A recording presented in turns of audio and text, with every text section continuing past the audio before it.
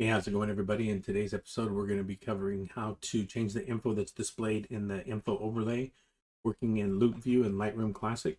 The way that we're going to get there is we're going to go to View, and then we're going to go to View Options.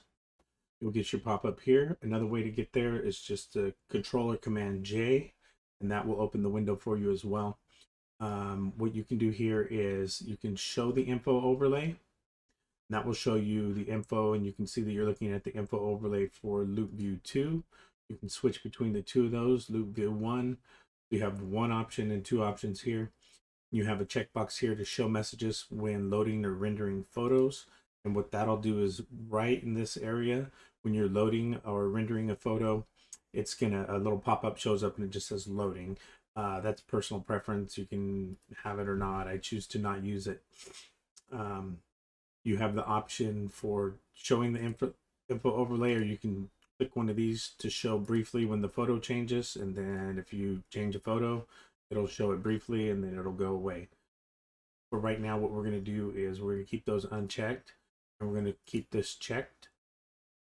Now you have a couple of different options here. You can go reset to default settings here, and that's going to take you back to all the default settings for Lightrooms for each of these two options here. What I choose to do is to go ahead and show my, we'll go back here. I show my file name and copy name.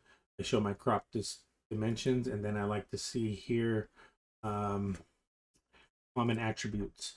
So what I'm looking at here are flagged, ratings, and color labels. And then my info 2, I choose to have exposure and ISO, and we'll switch over to that real quick.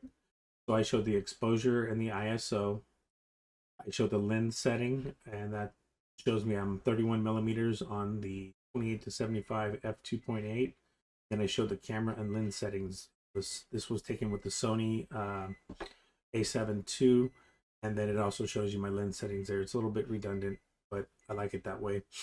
And then what you do is you just close those, and as we learned in the topic before this, you can toggle in between those by just pushing the I button.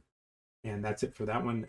There's going to be a video card that pops up on the top here if you want to see a whole overlay and explanation of the entire Lightroom interface. Check that out. And thanks for watching. Subscribe below if you found some value here.